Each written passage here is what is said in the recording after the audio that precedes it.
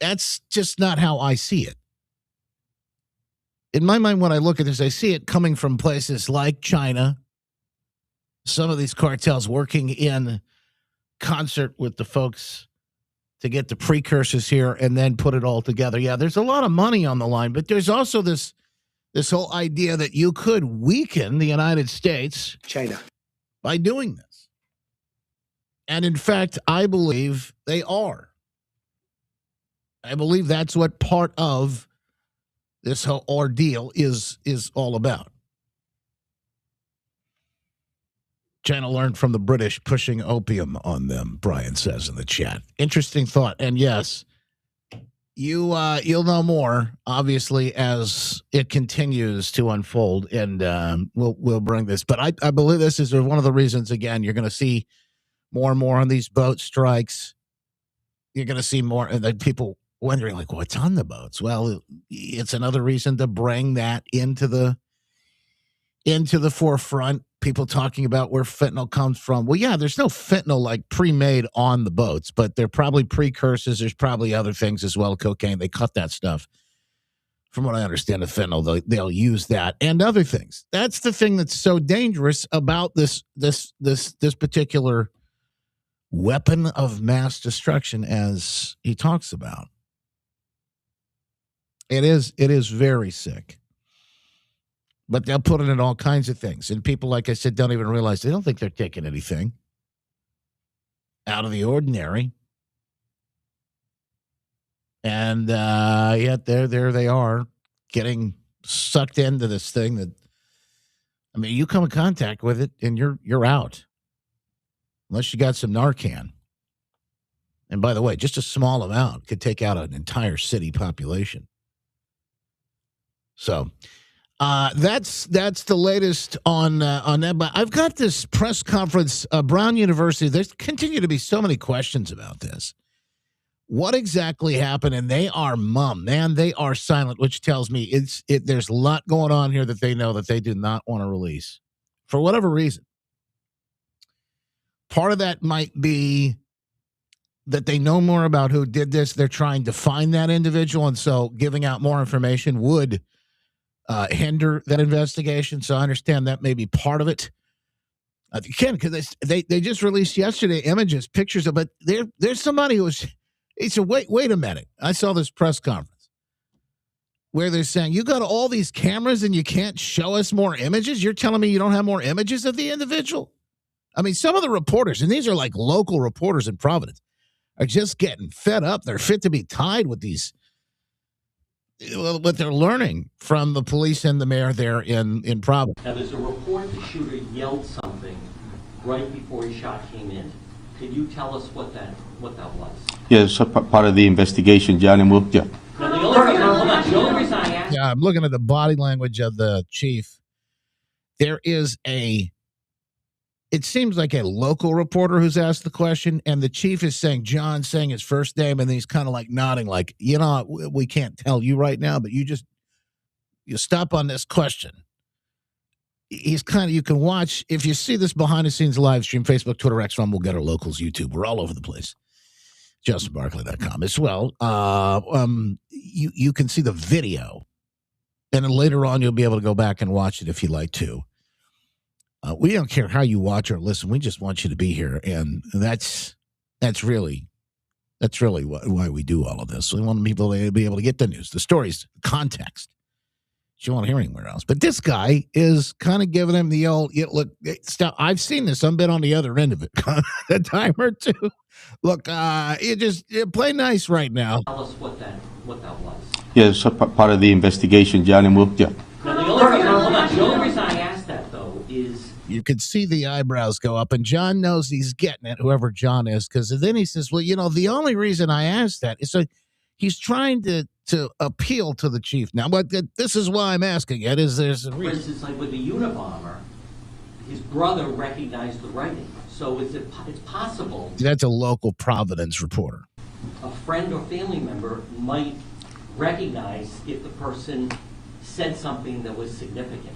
Correct. So that's why you don't, other than the 9mm, is there anything else inside that auditorium that you can tell us. No, that's correct. And listen, like I said earlier, investigations will bring us to evidence that we need to collect in order to be able to prosecute. But he did yell something. With that being said, we're going to continue to collect evidence, and if it leads us to something to that nature that's going to be extremely helpful for us to identify somebody, we'll be the first ones to put it out. All right, Alex. To follow up on John's question, did the suspect yell I like want to follow up on John's question. Like, it's the last thing we want. John, look what you've opened a can has of been worms. reported in this, but some erroneous reporting, but did he yell when he came in the classroom? And how valuable have witness statements been from those who survived? Listen, my heart goes out to the victims. It goes out to the families, and I'll tell you that their cooperation has been extremely helpful. Nothing here. Let me tell you why all this matters, because there's other questions. One of the individuals that was shot was the vice president of the Young Republicans. Apparently, she was very outspoken, Christian conservative there on campus, kind of like the Charlie Kirk of the campus, so to speak, I guess, as you could say. Beautiful young woman, and her life snuffed out, gone far too soon. It's unimaginable. Normally, when these types of folks, and you could make a case, maybe she was targeted, maybe she was the target of this whole attack. We don't know. But normally when people, and that's why it would be important, what did this person yell out? We'd want to know. No, but normally when you get these types of attacks, or there's somebody that attacks on a campus, what they do is they go into inflict as much damage as possible, and they stay until they're killed. 9 times out of 10. Sometimes they try and get away. This person, minimal. When it comes to, the police arriving on the scene, that type of thing, the damage, you said, 2 people are dead, 9 people injured. Now, those aren't small numbers necessarily, but I guess they could be small in terms of this sort of thing. So it has people asking these questions, and the police, Mayor of Providence, out for pizza, etc., they're not really interested in answering those questions. The other question would be, how can you reassure the public is safe, but say the suspect is armed and dangerous? How do you square those two? Do you have reason to believe that this person is no longer in the community? Because can you continue to try to reassure the public that they are safe, but you also just said that this person you believe is armed and dangerous. So how can both be true?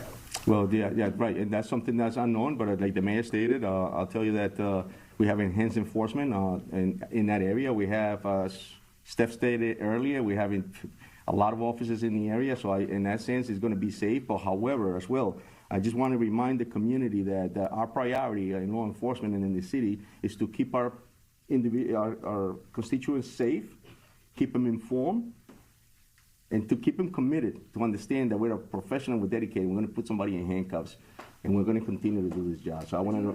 Reason to believe that they are no longer in this community? That's something that we're continuing to investigate. They don't know.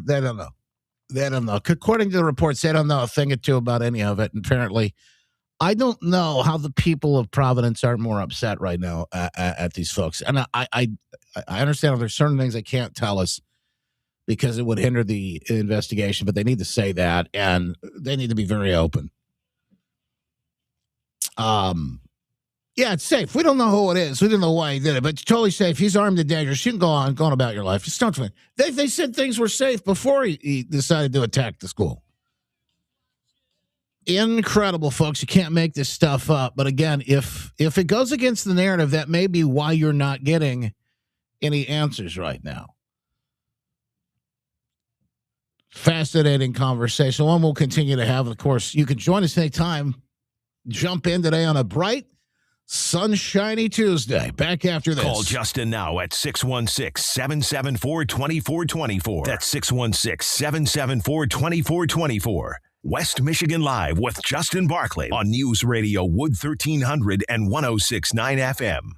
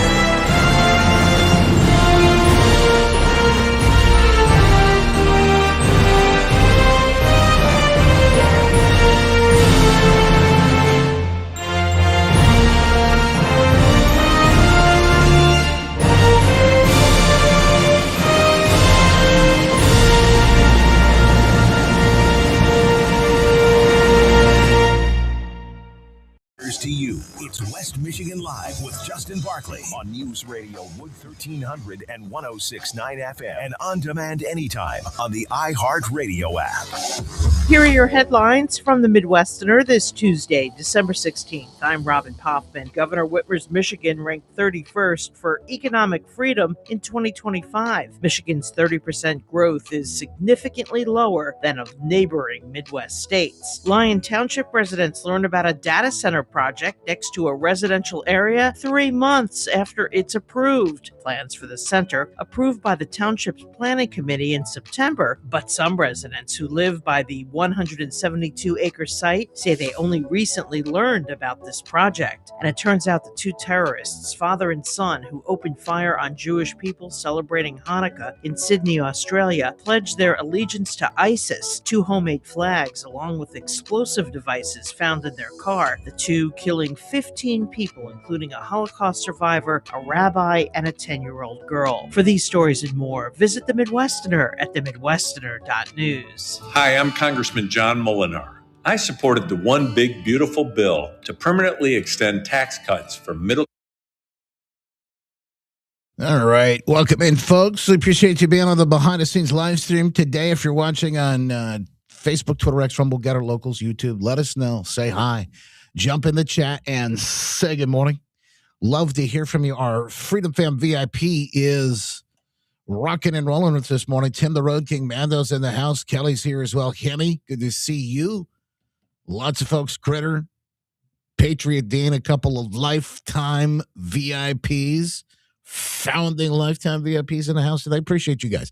Hey, if you want to join the VIP, it's simple. $9 a month can get it done. Help support the program. You get all the access to the secret show prep, the stuff that we send out every day before the show. So you can see the stories even before I hit the air that we're going to talk about. And lots of things we don't even get to, but you'll be informed before anybody else. That's the good news. And all of the exclusives, the bonuses, when we stream, we do the behind the scenes each and every day, kind of like a mini fireside chat. It's called the after party after every show. Do a little wrap up, answer questions, little Q&A, and love to hear from you. So if you want to join, justinbarkley.com/VIP to join all those folks inside. Over on Rumble today, we see History Diggers. Mando Mark, such a time as this. SJ, Jen Lynn, Tennisel, appreciate you being here. Gouda Lady. Getter folks, say hey so I can see it. Otherwise, I don't. Sometimes it takes a minute for the chat to load in. Brian, Deanne, good to see you over on the book. Ruth, Jason, Kathy, and so many, Doug, and so many others. Appreciate you guys. We are rocking and rolling. Stand by for news. Here we go. Bum, bum, bum, bum, bum, bum, bum, bum, bum.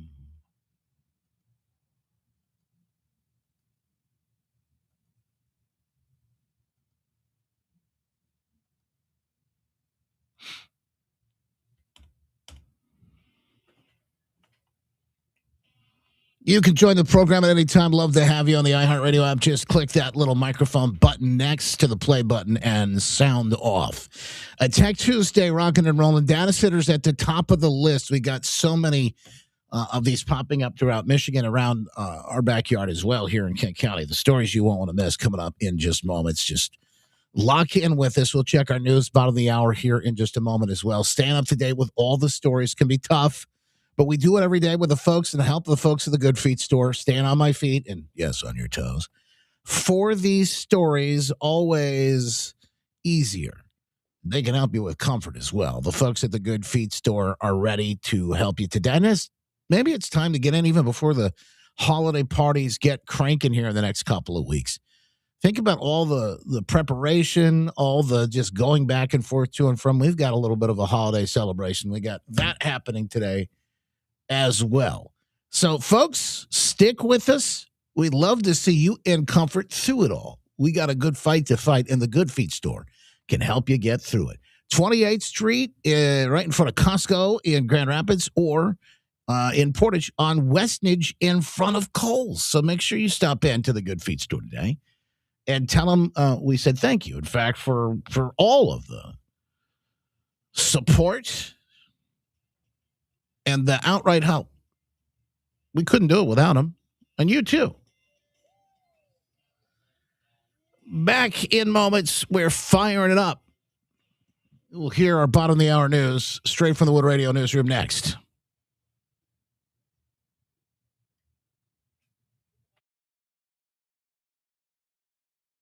Oh, Ruthie, you must have just left too early yesterday. It was a big part of the end of the show. That's why you can't ever leave too early. I wasn't dangling a carrot. I completely forgot about that story. And I'm gonna have to make you go back and watch for his punishment for leaving too early. Now I will tell you, I'll give you the story. But I forgot about it when we were wrapping things up yesterday, and I was just trying to end on a good note, and then I completely forgot about. Oh yeah, we have this really wild story that I promised to talk about. So they arrested the woman. They've got her on a couple of different charges that seem to me like more misdemeanors than they do anything else. Now, I think she ought to be charged with something bigger. I don't know what they'll end up getting her on exactly. If it is anything much more than what they've got her on now. But the big news that I thought was some of the funniest anyway was the fact that now she's got a new excuse. And her new excuse is this. I wasn't trying to spray the food. I was trying to spray a spider. If you haven't seen the video and you haven't heard the story, we'll share it with you coming up in a little bit. A woman from, well, I guess she's from Kentucky. She was in Indiana working DoorDash in my hometown. And the story has gone national. It's huge. She sprayed food and ended up getting pepper spray all over this bag of this food, and this woman is already having a hard time. She was sick. And it ended up causing this woman to cough and vomit, etc. You didn't stay to the whole show, Ruth, because you missed the story. If you stayed to the whole show, now you can't complain and then spread misinformation or disinformation in the chat now. The Facebook folks will come in and block you with that dangerous disinformation. Don't you remember how they work? Anyway, it was a good story. Yes, we got to it. If you missed it, you must have not been paying attention, or if you got pulled away, that's fine too. But look, I never do anything intentionally. It just sometimes the way things work out. Trent is here. No more dangling carrots for Trent. He's here. He's ready to go. Good morning, man. How are you? Morning, Justin. Doing great. Yeah, none of us buy this spider story either, Sherry. It's a big load. It's a big load. This woman she got busted big time, and now she's trying to sort of cover her you-know-what. She's trying to CYA, and we all know it's not going to work. Well, I don't know. It was 15 degrees there, but I will tell you that it's been wintertime in Indiana, even southern Indiana, and that's where this story is. I doubt that there are many surviving spiders, although I've been finding stink bugs lately. I don't know where they're coming from, but these stink bugs are coming out of the woodwork.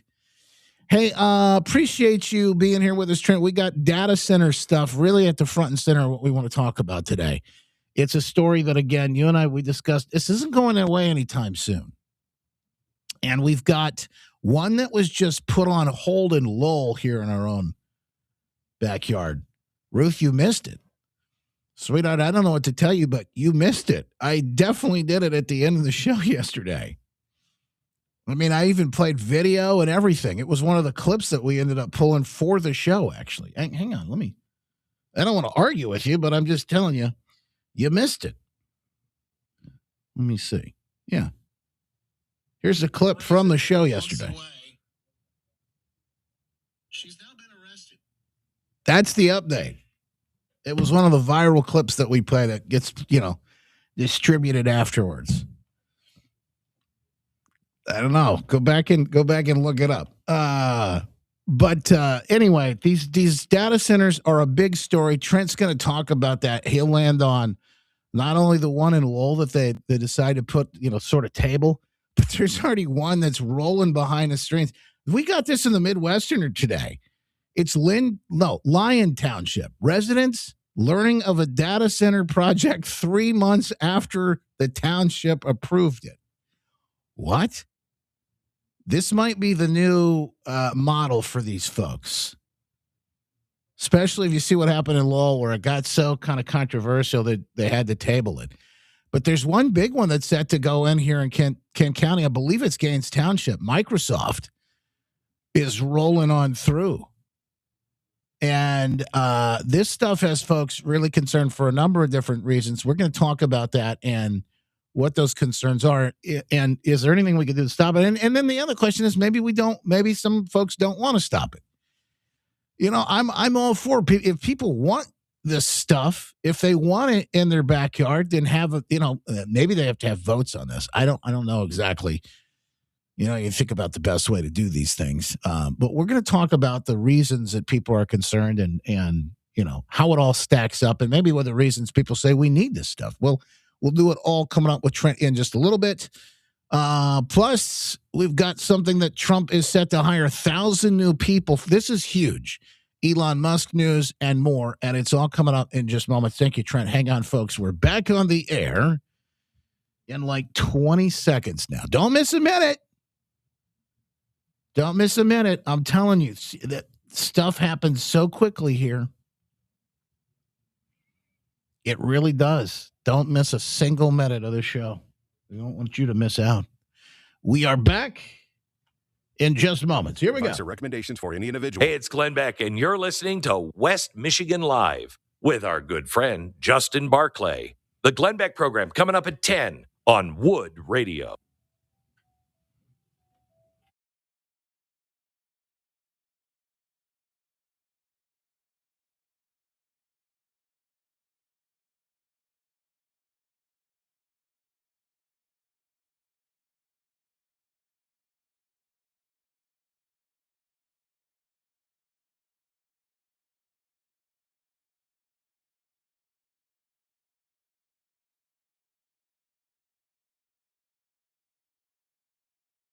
Our good friend Trent Kennedy, Affordable Eye Store, Lake Michigan Drive in Stanville, locking in for a Tech Talk Tuesday segment coming up in just moments. Data centers are all the rage right now in Michigan.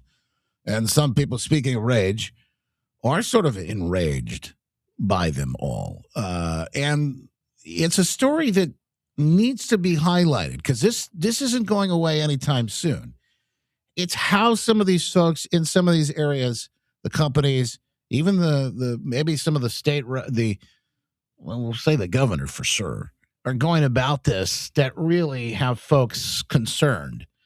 Trent Kennedy, Affordable Eye Store, joining us now with that conversation and more. Hack into the latest in tech and how it affects you and your world.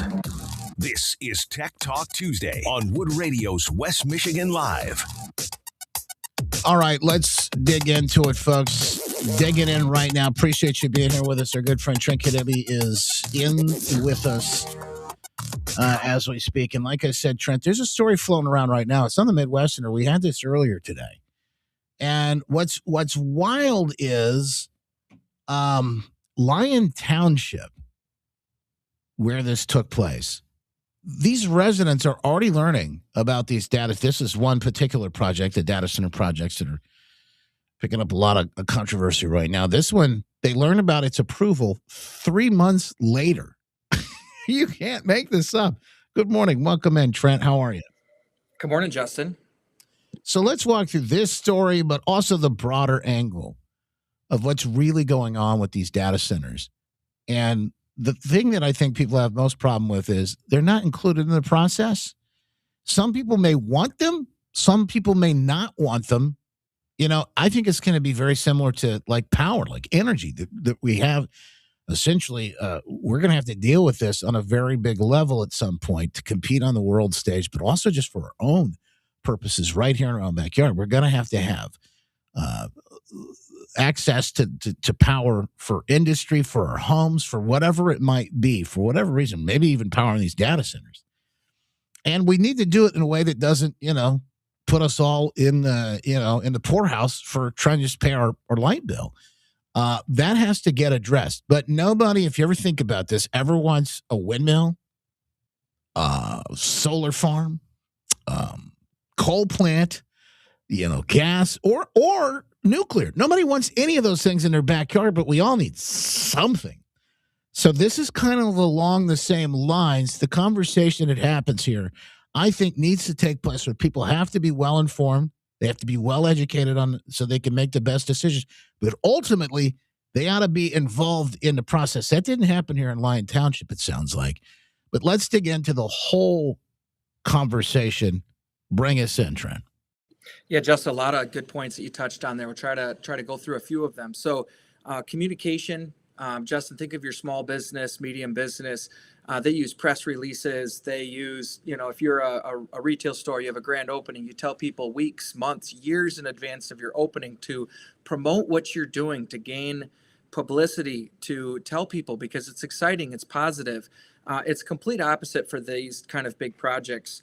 And obviously, it completely smells fishy that they're hiding things. They're hiding the impact of these projects. They're hiding the long-term effects of these projects. They're hiding the financial risks of these projects and the environmental risk of these projects. And let's jump into that real quick. So data centers, we hear about this all. Let's make that clear. A data center might be an accurate name for it because they're storing and working with large amounts of data. But their express purpose of these things is not a data center to store server information for your business or email server, whatever.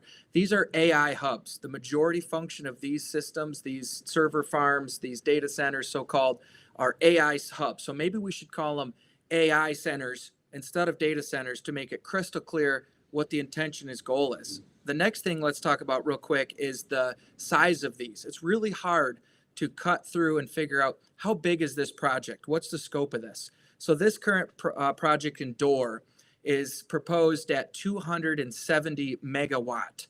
And just to give you a little example, every 100 megawatt is approximately 100,000 homes, okay? City of Grand Rapids downtown has about 85,000 homes, okay? This is 270, using rough math, 270,000 homes. And they have over 500 acres at their proposed sites, and they have room for future expansion. This is a small half, maybe quarter to half size of what the physical property can handle as far as further future expansion. So they have the physical space to have 1 gigawatt, which is 1,000 megawatt data center, which is almost 100,000 homes. So you're talking a massive amount of power. And Justin, let's bring this all back full circle.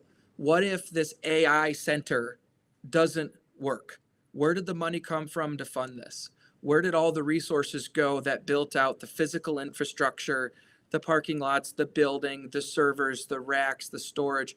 What's happening with all this? Is this going to be a write-off that's coming off our bottom line as a tax bailout, as investors are going to get, the losses on their end?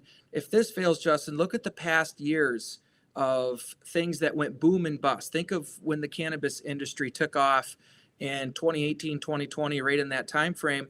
Massive growth facilities were built quickly with massive investor capital, billions of dollars invested, and a lot of those went completely belly up within a year or two, and it's all just a waste, a write-off. Somebody's left paying that bill, and this is on the scale of 100x times of some of these past boom and bust. So not saying that I'm against all AI and data centers or AI centers, whatever.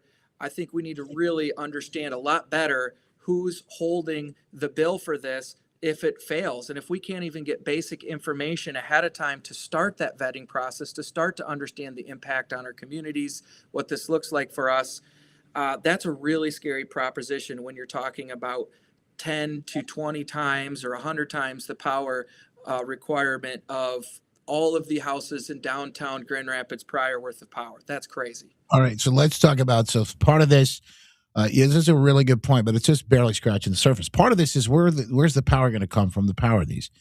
Well, Trump administration, Trump has said one of the things we need to do is we need to cut red tape so they can build and have their own power plants. And I think that definitely needs to happen. If these people want to come in and they want to build here, they need to be self-sufficient. In other words, they shouldn't be a strain on the already strained grid. I mean, we've already heard and seen issues with blackouts, brownouts, things of that nature here, and not just here in Michigan, but all across the country in different ways. This is before anybody plugs their Tesla in. You know, they were always pushing these electric vehicles. And we said, this is not going to, we told you this from the beginning. This is not going to end well. We see a rising demand. How dare you? And this is going to go along with you having to pay more for your electric bill. It's just supply and demand. That's how it works. That's on the sort of the best end of the news. The worst end of the news is during a very frigid cold day like today or any other winter day here in Michigan, maybe there won't be enough power to actually power your home and the heat and keep things warm, and they'll have to turn things off, or during a very hot summer day. Those are part of the picture. The other issues we see is the water in these places, all the water that they might use. And are they going to tap in, you know, to the Great Lakes or to some of our aquifers and whatnot? You know, if you look at this over on, I think the report about this particular one in Gaines Township, they say Michigan is particularly a really good place for targets for these AI or these data centers. Well, why is that? It's our natural resources, for one. The other issue people wonder about is, what about when some of this stuff catches fire? And then you have environmental concerns and impact that may be a problem, because a lot of these are not trying to build in urban areas. They're trying to build these in farmland, in areas, in rural areas where people, you know, for the large part, don't want that type of thing, and the construction that might take, the traffic that will go down the roads to build it. Then another piece is this, and I don't know how much you're prepared to talk about this. Maybe it's something we put on hold for another time, but this electromagnetic EMF sort of pollution, they call it, that can come off of these that would possibly have impacts on people. And people, they probably don't even understand what this is, but EMF can be a big problem for some folks. Yeah, Justin, you mentioned a whole bunch of concerns there. So EMF, mainly that's local for staff members that man those facilities. There's not a lot of EMF that would go long enough range to affect people's community, though there is different frequency resonance things that I'm sure will be talked about years from now that we don't even understand yet. So there's some legitimacy there. But to your point, in the electrical grid, let's think about something called distortion and harmonics. These computer systems, the type of power that they use and how it's modulated, makes the power grid very dirty. It makes the power very not clean, and that shortens the lifespan of the average Joe's appliances. So again, if they make their own power and they have to deal with their own power cleanliness, it's called, to make it simple, that could mitigate that, but I doubt they're going to have any ability to disconnect these things from the existing grid, because short term, I don't think they're going to have enough nuclear local power or whatever ability to spool up their own local power resources for this. For redundancy, it's going to go into the grid, and then the power is very dirty to the people around the grid. So your refrigerator that has variable frequency drives, other appliances in your house, the lifespan is severely shortened. We already have problems with stuff lasting over 5 or 10 years, you know, appliances wise in a house. The last thing we need is some other variable coming in there, killing them. And how do we prove that? How do we say, yep, the data center killed my fridge? It sounds crazy, but it's factual. You can look it up, Justin. Harmonics is a real thing, and it shortens our appliances' lifespans. The data center killed my fridge. I can imagine. But yeah, these are questions. See, what we're talking about here is something simple. And this is a big conversation. But it ought to happen, because everyone needs to be a part of this and to break these things down. And on one hand, you think that these types of movements, as far as putting these data centers in, they should be or could be done a little slower, right? That would be maybe the wise way to take, the wise approach to take. On the other hand, they're saying, and Trump administration's partially behind this, is saying, look, we've got to get into this. Otherwise, we'll never be able to compete with people like China. So we're going to have continuing conversations on these data centers, and then and dig into some of the issues behind it a little bit further. Bottom line is, no matter what happens, the people in these areas need to be involved in the decisions, whether they want them or not. And there needs to be more education. We need to take a step back and learn more about it. We'll do that in the coming days with Trinket Affordable Ice Store, Lake Michigan Drive in Standale. Before we do this, it kind of reminds me, as government goes full force on things like this, we just saw the story of the outcome on this. Again, poor Greta. Here's another piece of bad news for Greta. How dare you? Ford to record $19.5 billion in special charges related to EV pullback. So they're cutting the Lightning. They're canceling some of these programs they just didn't sell on the market. And it kind of reminds me of that. But at the same time, Trump is out there in the administration saying we want to hire 1,000 specialists for a tech force to build AI and finance projects. So it is a balanced conversation, and one we will have to continue to have at another time, because as I mentioned, there's just so much nuance to all of this that we're not going to have all the answers today, but at least we can begin the conversation to get you talking and thinking about it. Always a pleasure, my friend. Thank you so much for being here with us. And the last time of the year, next time we see you, it'll be next year. So we'll wish you both a Merry Christmas and a Happy New Year as we send you off today. Trent, always a pleasure, my friend. Thank you so much for taking the time to be here with us. Thanks, Justin. Hope you have a good old year and beginning of a new year. Hope we see each other again in a couple weeks. You too, my friend. Trent Knibbie, Affordable Ice Store, Lake Michigan Drive in Standale, and Grand River Tech, grandrivertech.com as well. Thank you. Back in moments with more. In fact, we've got good news before we wrap the show. We'll try and bring you some of that.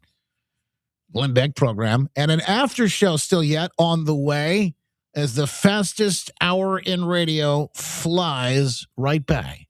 We're back next.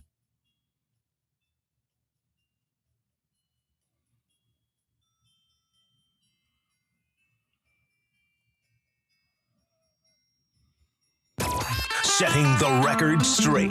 It's West Michigan Live with Justin Barclay on News Radio Wood 1300 and 106.9 FM and on demand anytime on the iHeartRadio app. Here are your headlines from the Midwesterner this Tuesday, December 16th. I'm Robin Hoffman. It's a Midwesterner.news original story. It's the latest government gamble that goes bust here in Michigan. Ferris State University pulling the plug on the EV Scholars Program after the demise of Goshen's planned EV battery plant in Mecosta County.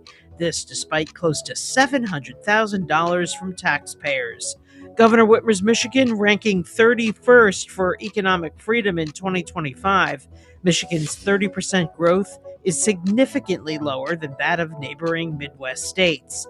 Lyon Township residents learn about a data center project next to a residential area 3 months after it's approved. Plans for this center approved by the township's planning committee back in September, but some residents who live near the proposed site say they only recently learned about it. For these stories and more, visit the Midwesterner at themidwesterner.news. Attention Holland, Allendale, Hudsonville, Greater Grand Rapids, and the Lake Shore. Joyful Lights is open at the Hudsonville.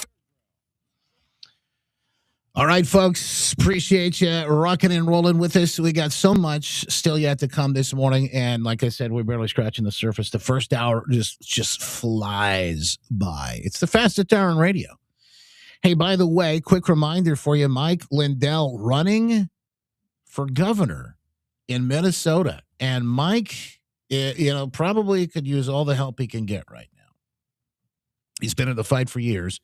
Now he's taking that fight to the great state of Minnesota. You can help support Mike in the fight when you go to mypillow.com/Justin, mystore.com/Justin. Use promo code Justin and save big on all the great holiday gear and more. They got coffee 50% off right now with the My Coffee. It's great stuff. They got pillows, which I sleep on and love every day. The towels, which are the best. They like the best ever made. They actually dry you off, which is pretty crazy. Right now, they got a 6-piece towel, premium towel set. Did I see 60 or 50% off? 50% off. Those slippers are the best. $39.98. So warm and cozy. Even mattress toppers. Like I said, the sheets, which we sleep on, and more. Everything inside this store is incredible deals right now. Plus, Christmas. We just got this. I think it's coming any day now. I just looked. These children's Bible stories, the 5-pack of pillows. $29.98. Dude, you cannot beat that. What a great gift.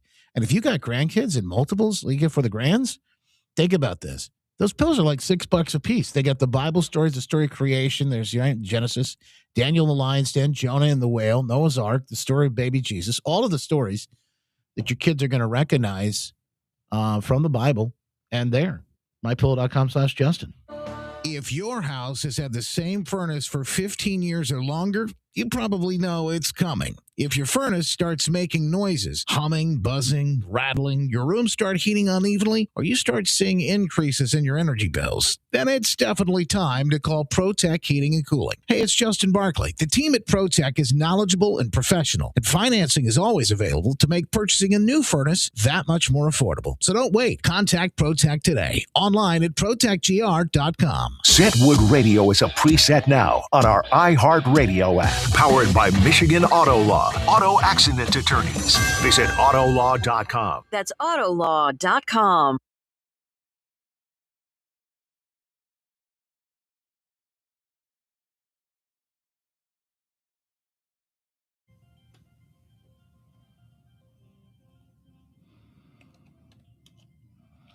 Fastest Town Radio flying right by each and every day. We do our best to make sure you're up to date on the stories. But, there's only so much we can do. That's why we started the after show. That's the show after the show. You can join us for that coming up. Facebook, Twitter, X, Rumble, Getter, Locals, YouTube, and also the iHeartRadio app. Live and archive, listen to the program. We'd love to have you there, wherever you download your podcast. Just search Justin Barkley. Mixed reactions this morning. Payrolls rose by 64,000 in November after falling 105,000 on October. Delayed jobs numbers are showing out today. A little bit of red, a little bit of green, both on the screen. More digging into that, I'm sure, as the markets react through it. But no matter what happens, up and down the roller coaster ride that we're on as President Trump tries to get things back on track, you can feel a little nauseous as all of that's going down. So whether you retire today, tomorrow, 10, 20 years down the road, maybe you're already retired, you may want to reach out to the folks at Talon Wealth. Mike Lester and the team helping power this program, and you too throughout your entire retirement lifestyle. Now, this is the thing. Whatever happens, you want to make sure you not just survive, but thrive during those years. And Mike and the team will do that. Go to guardingyournestegg.com. They'll help you get to where you want to go. Or call 616-661-1000. That's 616-661-1000 and ask them, hey, can you walk me through it? Can you give me the heads up? How do I get this done? And make sure that, I want to make sure that I don't miss out and don't have to feel, like you're up at night, trying to figure it all out. Hey, I got a couple of pieces of good news. Candace Owens and Erica Kirk met yesterday face-to-face. They're both saying good things about the meeting. I want to dig into that coming up in the after show. It's a big one. But yesterday we told you big economic news. We talked about the gas prices again. We were talking about how President Trump continues to make a massive push to make things work here and get America back on track. Well, here's a new one, a number you haven't heard yet. Trump tariffs collected so far today, $200 billion. $200 billion, according to Customs. Now, you're going to hear, like I said, a lot, Chicken Little, sky is falling, and it comes from the left and the right. And look, I understand some folks, and I understand concerns to make sure, particularly for the midterms, it's going to be such a critical year in 2026. But I think what's even more critical is for us to know the good things that are happening. So when the good stories come out, you got them, you can share them, you can tell people about what is good, because we know the mainstream media is not going to do that.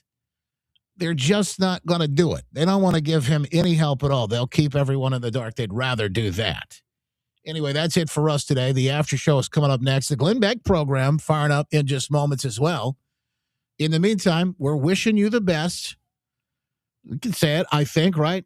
I mean, it's not too early, I wouldn't say. We could say Merry Christmas and a Happy New Year. Absolutely. I don't feel like it's too early. Not just yet.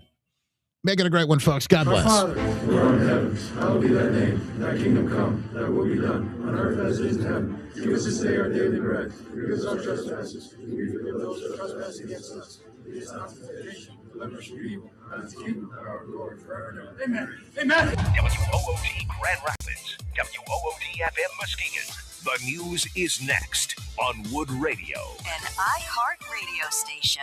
Guaranteed human. A better holistic healthcare experience awaits you at Age Management. All right, folks, let's get it rolling. Let me see. I just got to click a couple of buttons here, and then we'll get into our after show. Like I said, never a dull moment, never enough time. Let's get through it all. We're going to do our best. Bum bum bum bum bum bum bum. All right, here we go. Stand by.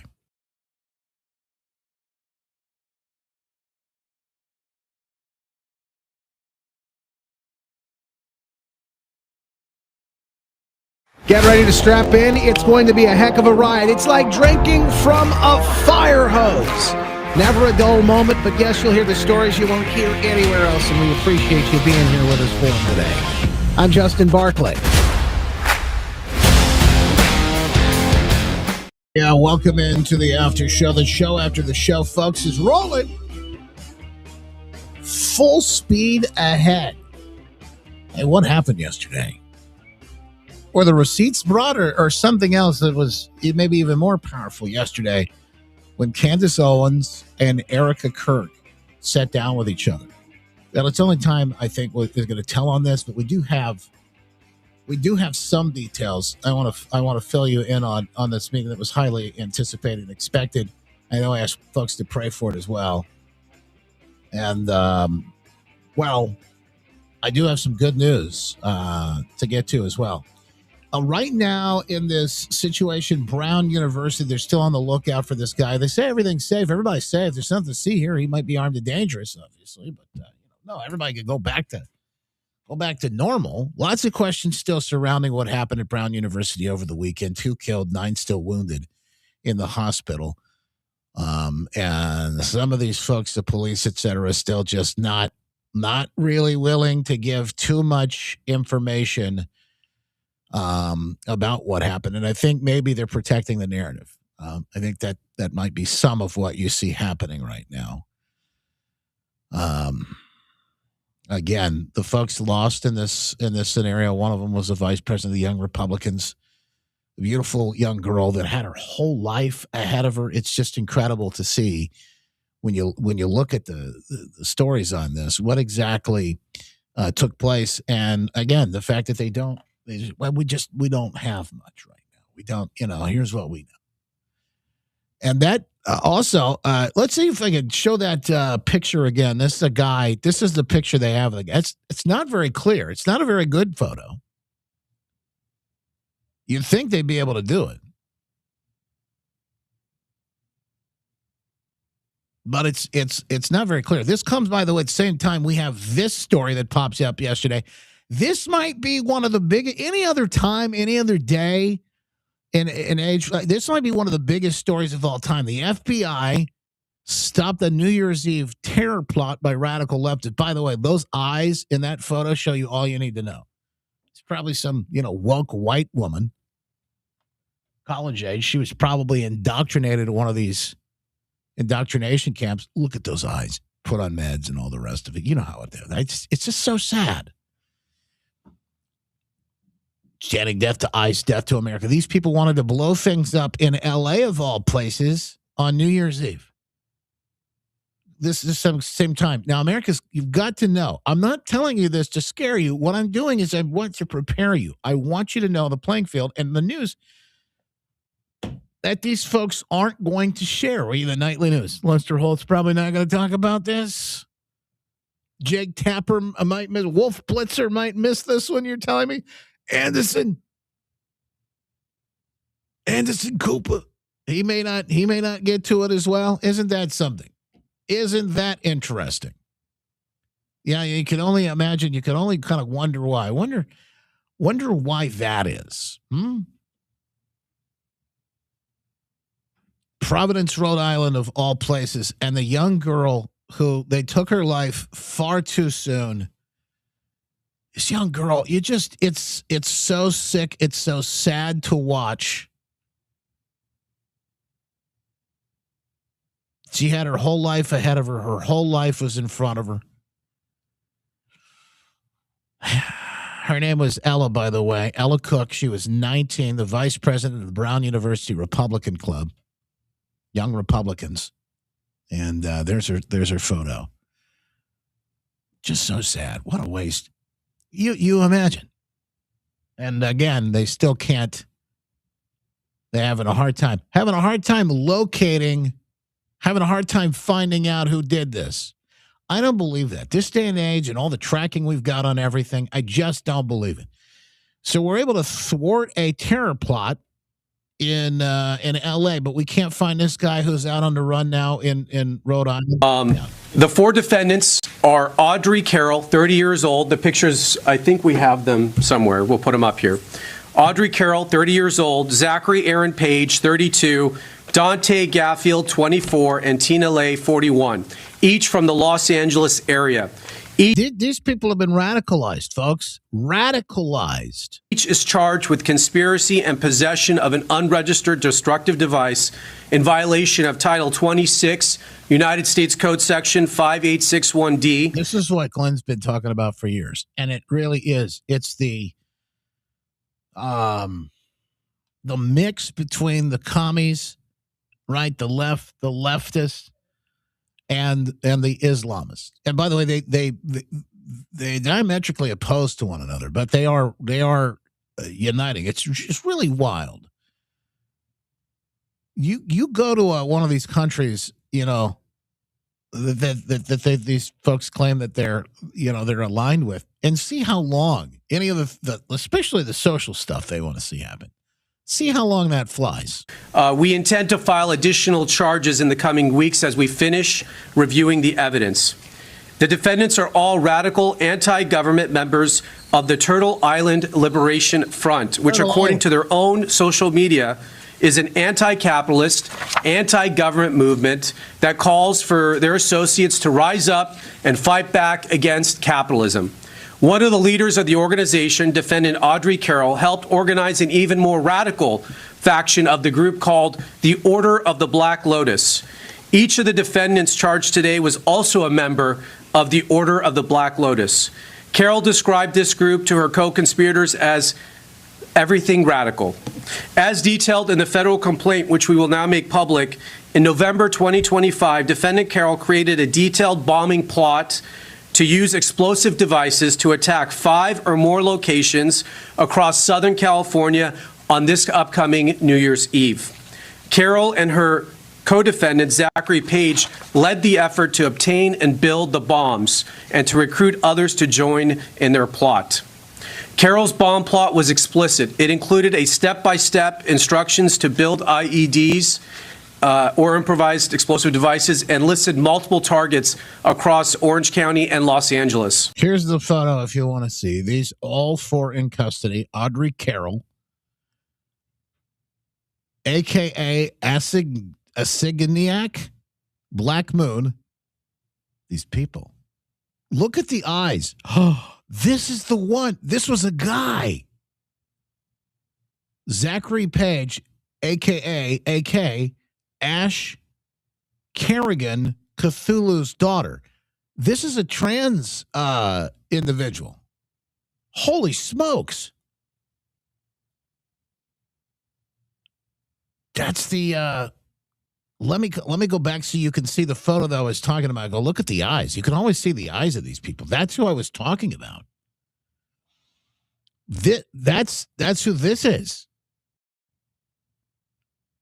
That Zachary, a.k.a. Ash Kerrigan, Zachary Page, appears to be born a man, going by the alias of Ash Kerrigan, Cthulhu's daughter. So what you've got here is you've got a couple of, looks like white, indoctrinated leftists. You've got one Asian, Tina Chin Ting Lay, a.k.a. Kickware. And then Dante, a black man, Dante Anthony Gaffield, a.k.a. Nomad or Cedar.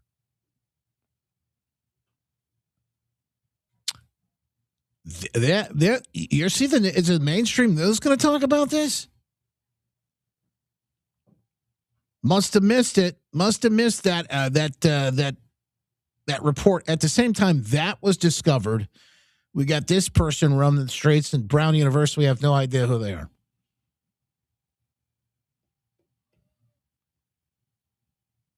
This is these are stories, folks. Again, it's important the context that you hear on them because, again, you're just not going to get it. You're not going to get it anywhere else. Fox News alert. There's a manhunt underway for the shooter who left 2 dead and 9 wounded at Brown University Saturday. Students were holding a study session for finals when a masked man entered the lecture hall armed with a long gun and started firing. Here's an eyewitness.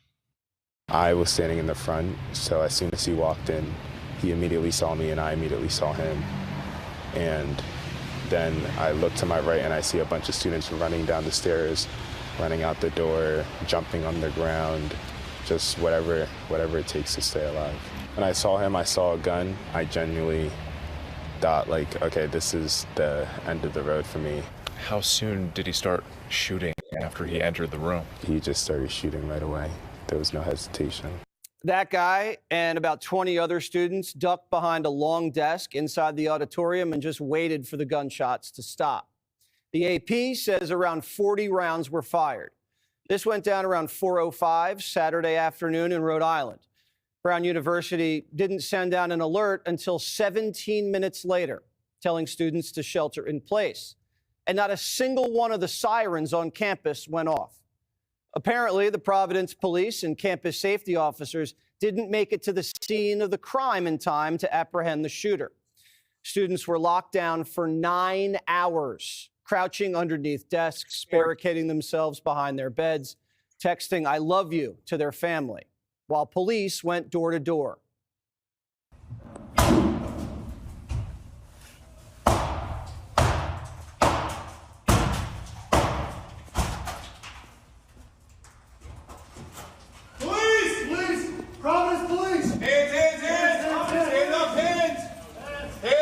At 6 a.m. the following day, Brown lifted the lockdown. One of the victims was 19-year-old sophomore Ella Cook. She was the vice president of Brown's Republican Club, an Alabama native who was a devout Christian. Her pastor described her as a tremendous bright light, and she may have been the most prominent Republican on campus. So sad. You know, the whole story here, again, I do think this is tied in. We don't have the details for sure yet. But I do think we're talking about tied in, big tied in. The whole component here of this has to be, I guarantee, politically motivated. There's got to be more to this. Apparently, from what we're hearing, I don't know because I can't say with 100% certainty. But I guarantee. But there's a figure of speech. I would highly. I'd bet my bottom dollar on it. Let me put it that way. This is that individual, by the way, that we were just showing, the trans in the LA caper. And some of the other folks in the plot. Look at when you pull out. This is a post on X, and it really just highlights the eyes. Look. Look at the. I'm not making light of like mental illness. But folks, this stands out. This individual is highly medicated as well, not just mentally ill.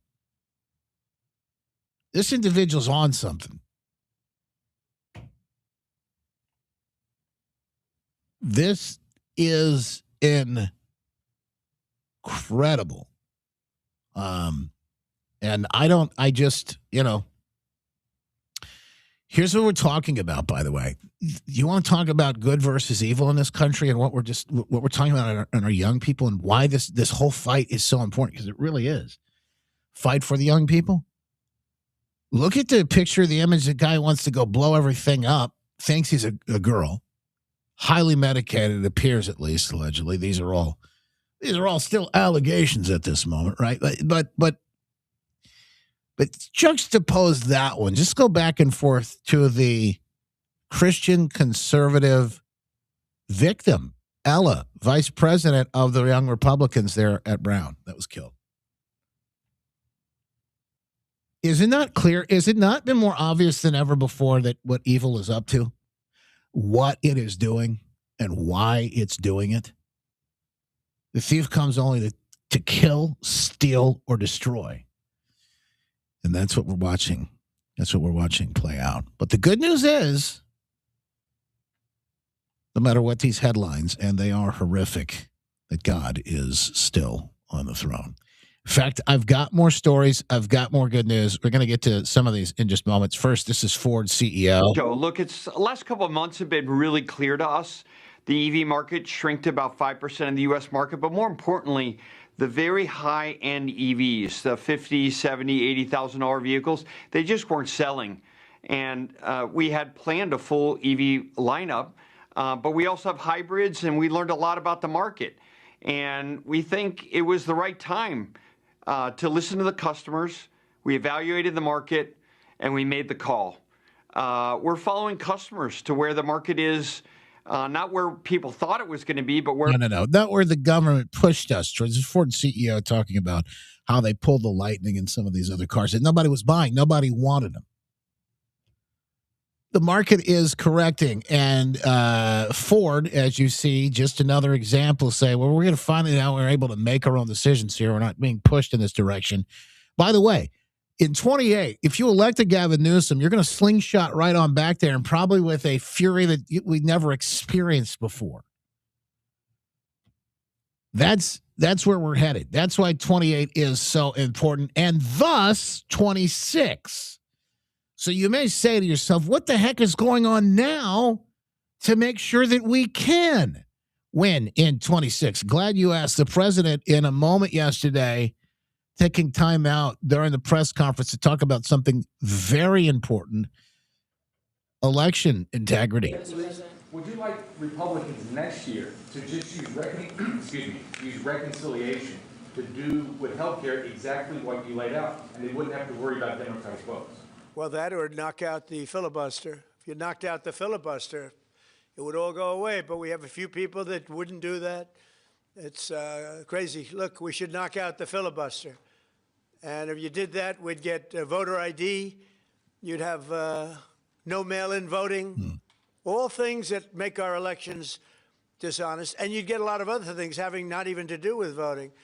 But Republicans should knock out the filibuster, and we should approve a lot of things. You wouldn't have January 30th looming because, you know, you have the 30th of January looming. You know that.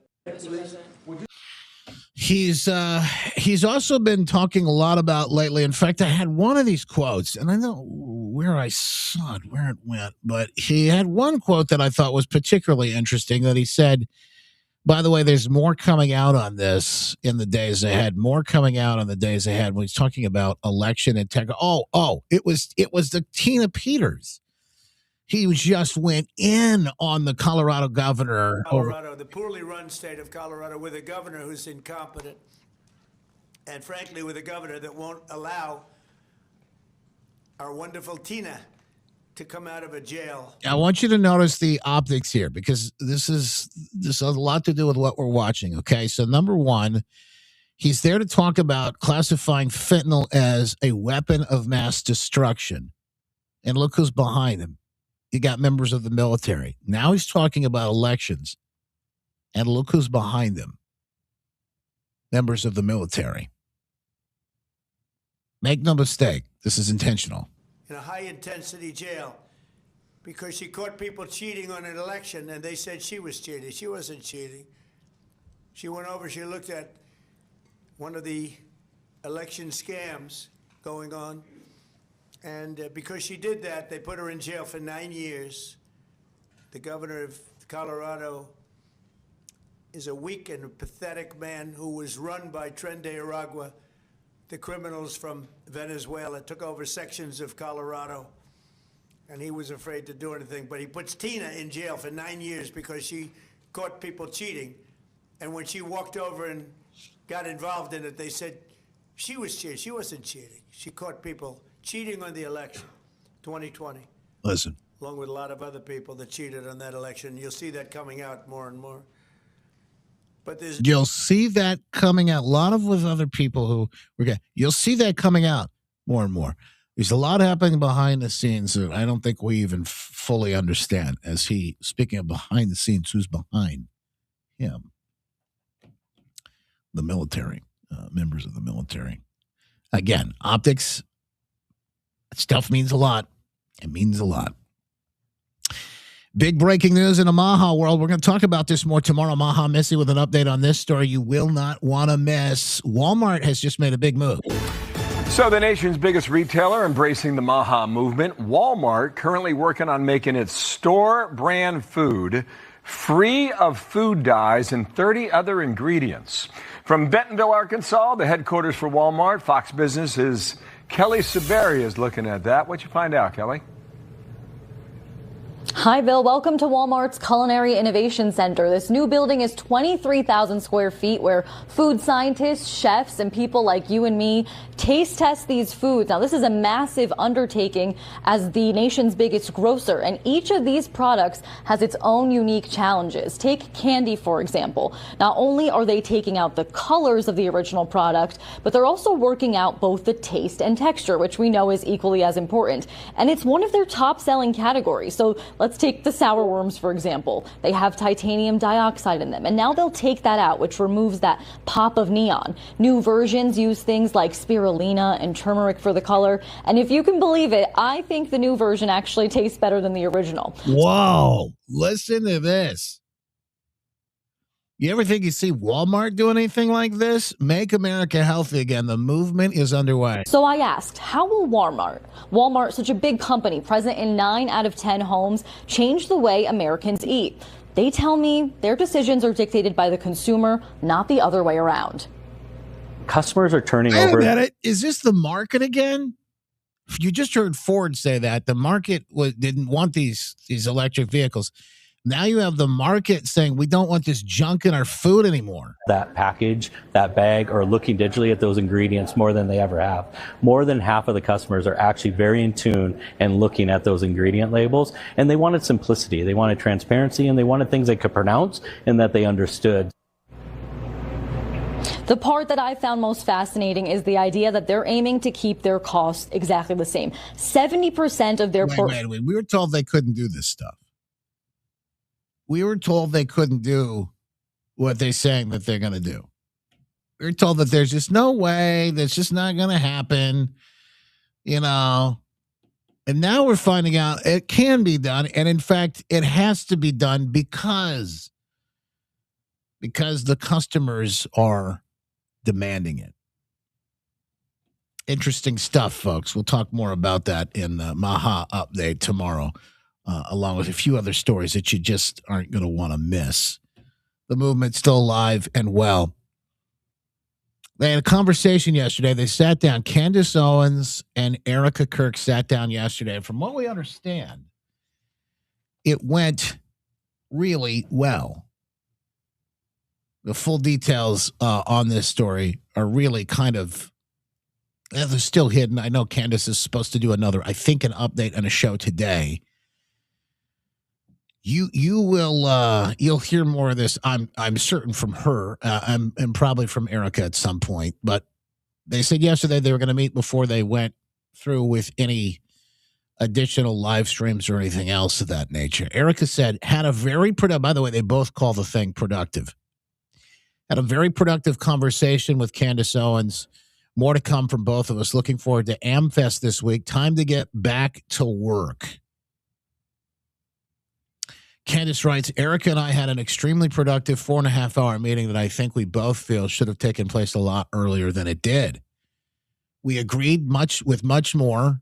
We agreed much more than I anticipated. Of course, we also disagreed on various points and people as well. That's interesting. We disagreed on various points and people. Disagreeing on people. It's probably people they see as good versus bad, maybe. Interesting. Most importantly, we were able to share intel and clarify intent. I will, of course, have a full rundown for you all tomorrow as I am currently exhausted. But I wanted to quickly let you guys know that absolutely nothing was held back, and the immediate result was that tensions were thawed. Well, that's what we're praying about.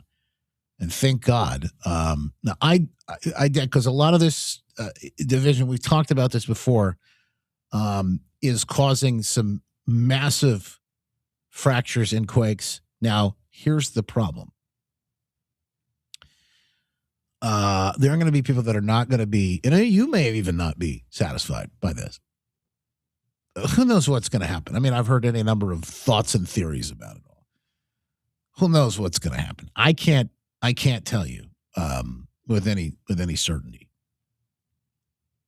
I can't tell you what they discussed. I can't tell you what was said. I have, we're going to know whenever they come out and talk about it, and then you'll even have to question, well, is that true?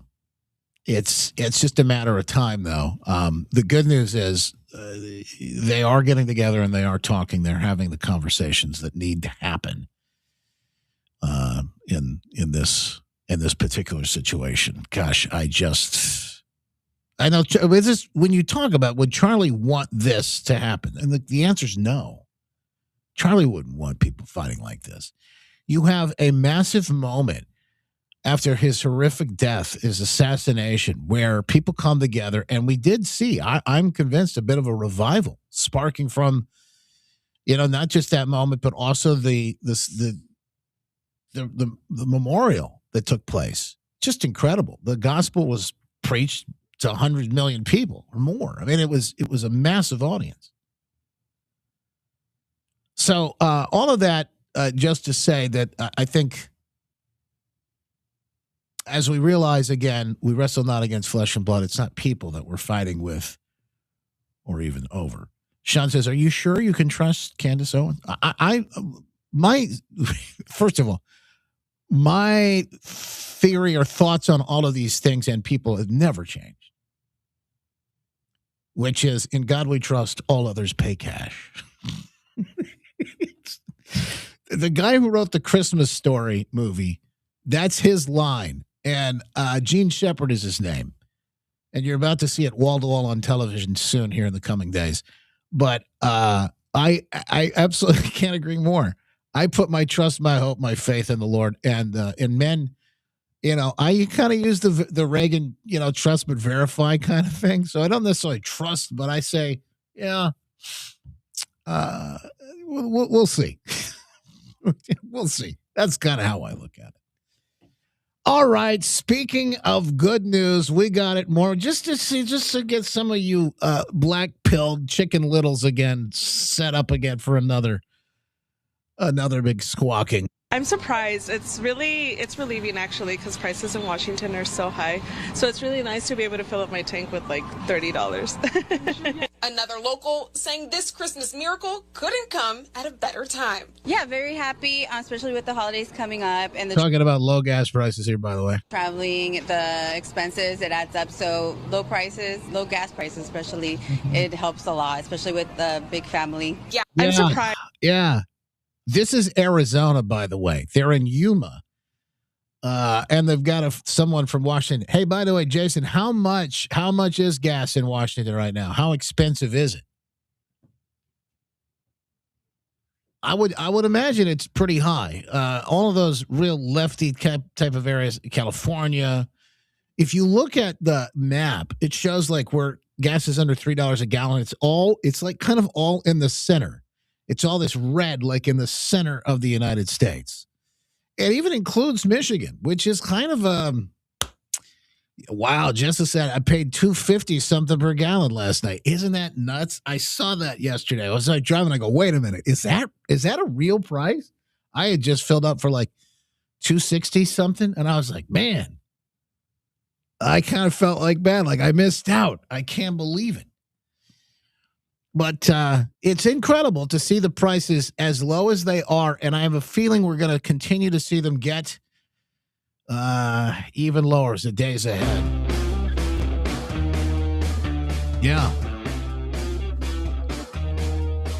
Gas prices in Washington and California, because of the lefty policies, so high every time you look at the pump, it makes you do this. Whoa! Yeah. Yikes. Jason says $3.35, the cheapest I could find. Look at that. Get a deal at mypillow.com or mystore.com. Don't forget, mypillow.com, mystore.com, all kinds of great Christmas deals underway. Still time to maybe get some of that stuff under the tree if you're looking to do that. Preparewithjustin.com. The folks in My Patriot Supply with deals this season as well. Sign up for a $500 shopping spree there at preparewithjustin.com. And then all the goodies in the gear in the store at justinbarkley.com/store. Make it a great one. God bless. I'm Dr. Kirk Elliott, founder of Kirk Elliott Precious Metals. After being in the industry for more than a decade, I knew there was a better way. It's an exciting time to invest in gold and silver with the most significant bull market I've ever seen. But please don't overpay for your stuff. At KEPM, we focus on low-cost bullion only, and we don't charge a commission when you sell. We would love to connect with you, so call our office at 720-605-3900 or go to goldwithjustin.com today.